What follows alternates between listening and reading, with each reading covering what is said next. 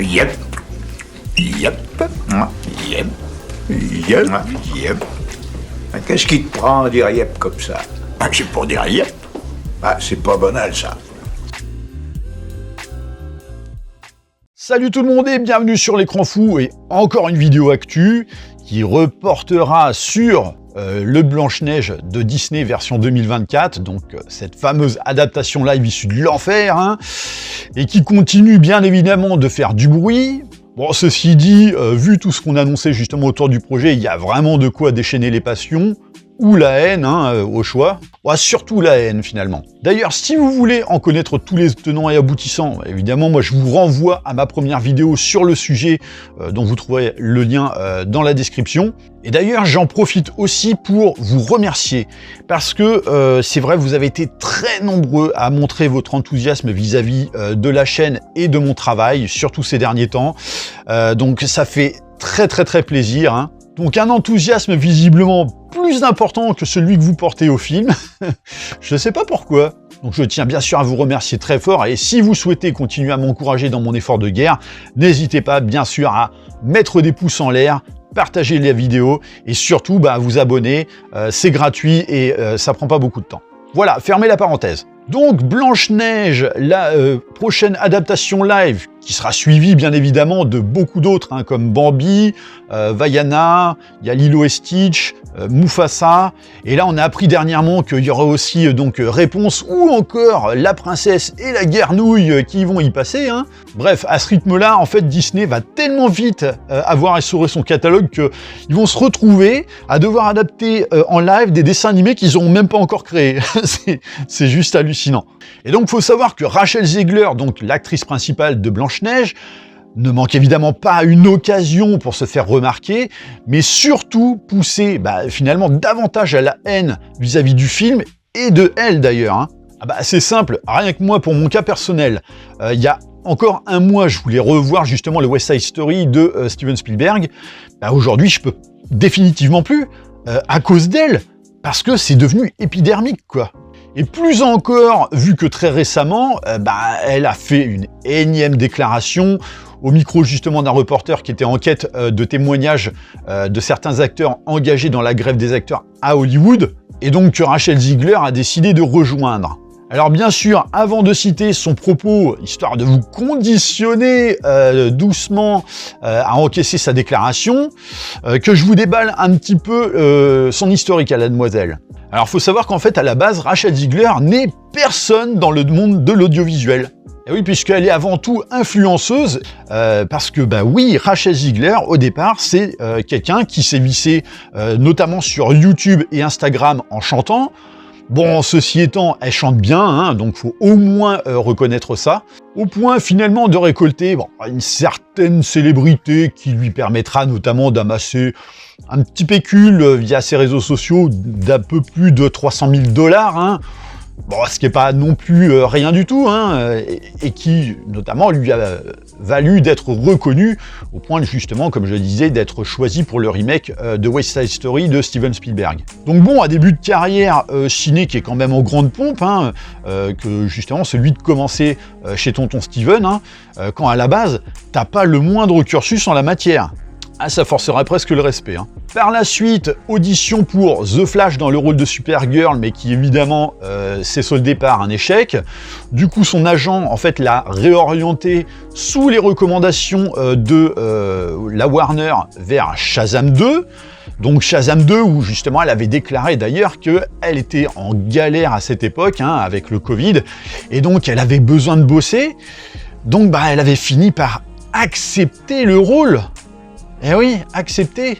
Donc déjà là, en matière d'humilité, tu sens que le vent avait déjà commencé à tourner quand la meuf, elle estime que c'est tellement la dèche qu'elle en est rendue à devoir accepter des rôles dans des blockbusters à 200 millions $, quoi. Non mais, accepter. Là, tu sens que la gamine, elle commence fort sa carrière, mais aussi qu'elle commence fort dans son niveau d'ingratitude. Et vous allez voir finalement qu'elle va pas s'arrêter là. Alors pour poursuivre, elle est castée pour le prequel de Hunger Games, et pour finir, Blanche-Neige. Ah non, pardon, puisque effectivement, dernièrement, on vient d'apprendre qu'elle a été castée pour jouer dans Paddington 3. Donc bon, ça va quoi, en 4 ans, 5 blockbusters. J'aime autant dire qu'ils sont pas nombreux, les jeunes acteurs en herbe, ou voire même professionnels, qui peuvent prétendre à un tel début de carrière. Et donc, il faut savoir qu'à l'heure actuelle, les acteurs et les scénaristes sont en grève à Hollywood via la SAG-AFTRA, afin de lutter contre notamment l'intégration de l'intelligence artificielle au sein d'Hollywood qui menace un petit peu tout le monde, et notamment les acteurs. D'ailleurs, je vous renvoie à ma dernière vidéo dont le lien est là aussi en description. Mais cette grève sert aussi à réclamer de meilleures rémunérations, et notamment pour les petits de ce monde. Et d'ailleurs, plusieurs stars bankable ont rejoint justement le piquet de grève pour venir un petit peu en aide aux acteurs en difficulté. Alors notamment, il y a Dwayne Johnson qui a fait un don de 15 millions de dollars afin justement d'en aider certains. Parce que, en fait, faut pas croire, on dit Hollywood c'est beau tout ça, mais tous ne vivent pas comme des pachas, bien au contraire.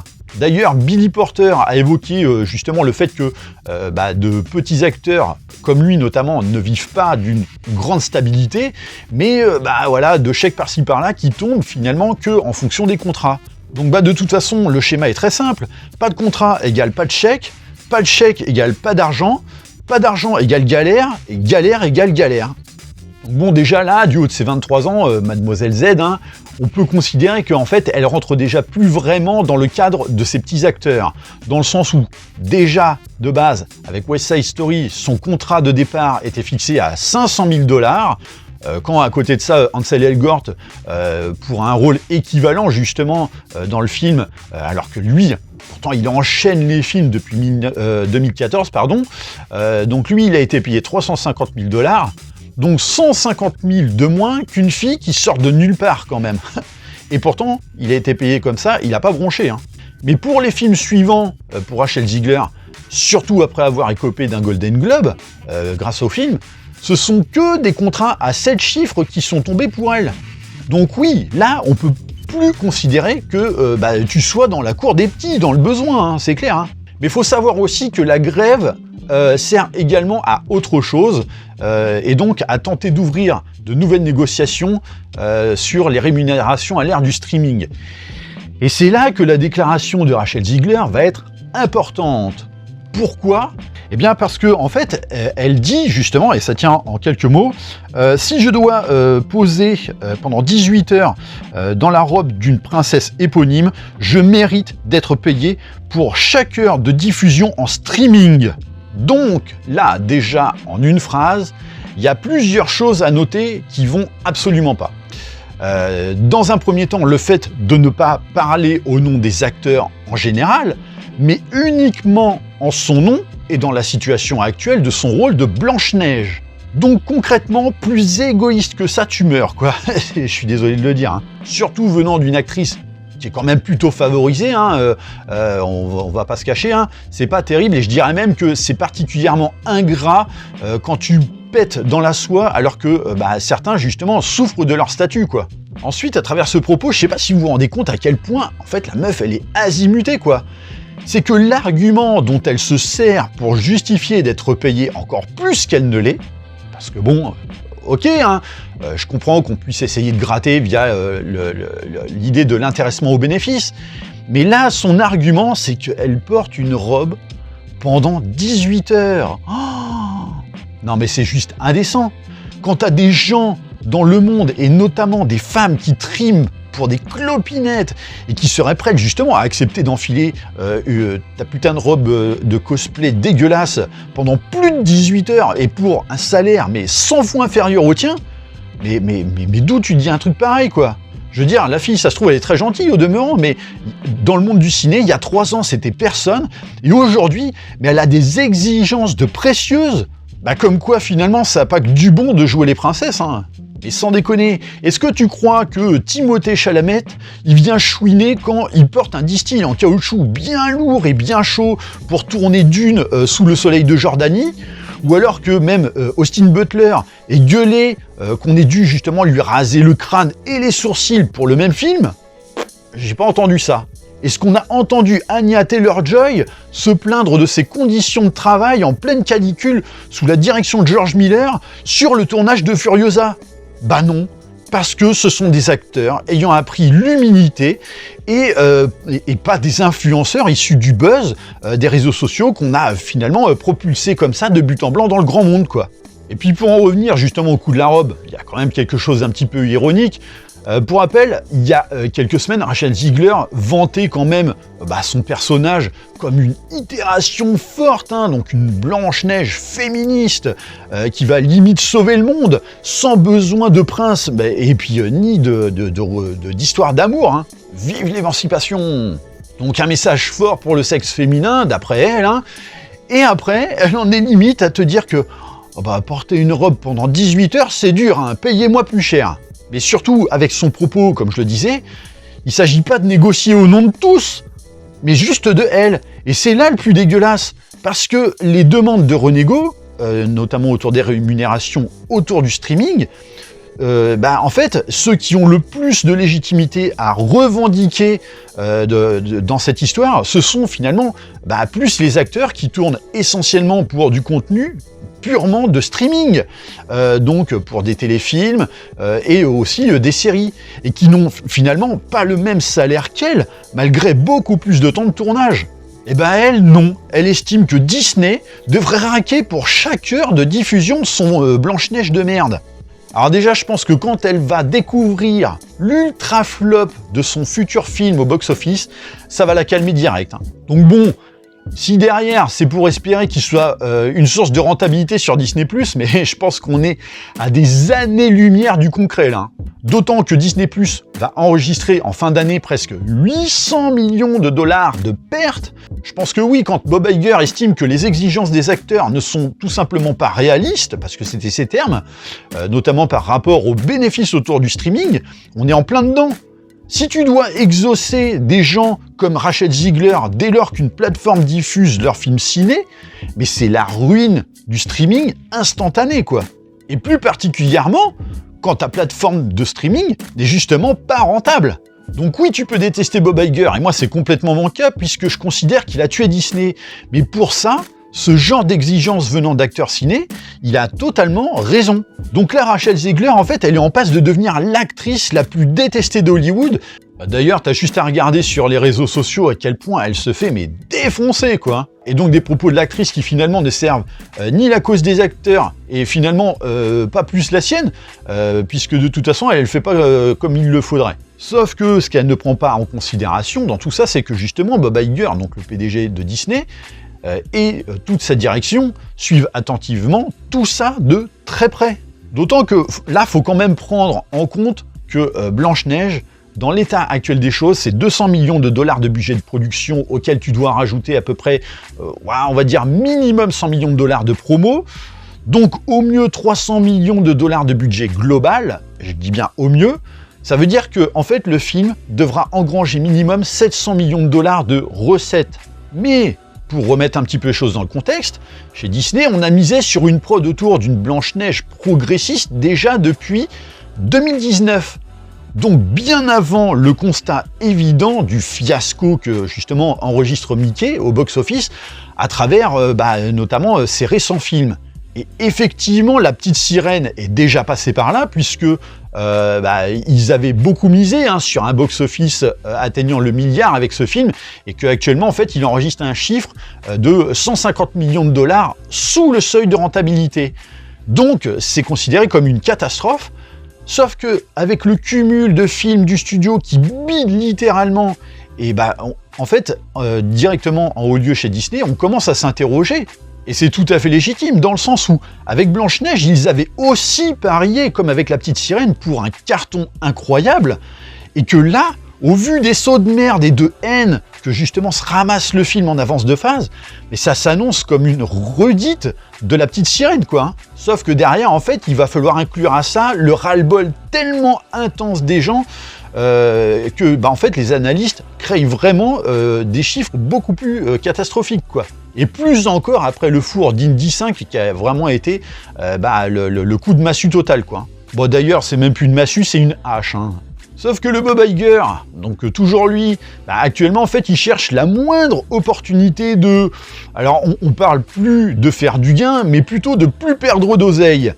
Et donc, bah oui, il y a des rumeurs qui circulent en ce moment. Alors bien sûr, qui dit rumeur dit prendre avec de grosses pincettes, hein, mais des rumeurs autour des intentions à venir de Mickey avec le Blanche-Neige de 2024 pour tenter justement à tout prix de réduire les risques qui seraient finalement quasiment prévisibles, hein, et plus encore à l'heure où effectivement, Disney prétend vouloir user de l'intelligence artificielle, notamment pour optimiser les coûts de production et prévenir les risques autour, justement, de gros films comme celui-ci. Ça a d'ailleurs été l'objet de ma dernière vidéo.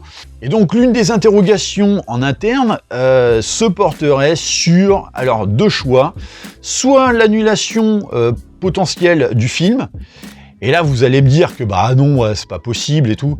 Sauf que c'est un petit peu en oubliant bien vite que David Zaslav, donc le PDG de Warner Discovery, il l'a fait il y a 1 an avec Bad Girl.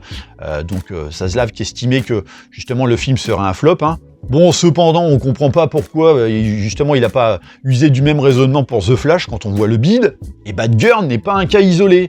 Il y en a beaucoup d'autres encore. Mais oui, Blanche-Neige, c'est sûr que c'est pas pareil, parce que Bad Girl, c'était 90 millions de dollars, Blanche-Neige, c'est 200 millions de dollars de budget. Donc beaucoup plus difficile à annuler quand même. Sauf que le foin autour de la photo fuitée des fameux nains qui finalement n'en sont pas, hein, donc les 7 membres de la communauté woke, bah, en fait cette photo pose problème et impliquerait quelques changements qui risquent de coûter particulièrement bonbon en post-production. Donc bah oui, c'est pas sûr qu'on reste sur un budget à 200 millions de dollars de production. Mais sauf que, effectivement, comme je le disais, annuler le film, c'est 200 millions de dollars de perdus. Alors, même si les analystes internes ne misent pas bézef sur le film, c'est pas forcément la meilleure solution. Sauf si les changements s'avéraient énormément coûteux. Oui, mais après, il y a une autre option qui serait envisagée, donc pour minimiser les risques, c'est une sortie sur Disney+, qui permettrait notamment à Mickey de ne pas avoir à partager les gains liés au film aux distributeurs et autres. Donc on envisagerait peut-être cette solution, ce qui, étrangement, concorderait avec l'exigence royale de Mademoiselle Ziegler, hein, qui, en l'occurrence, on l'a vu, hein, voudrait que son film la rende riche sur Disney+.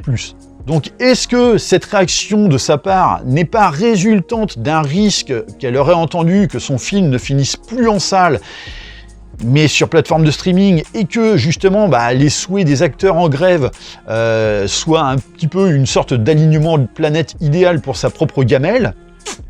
Je sais pas.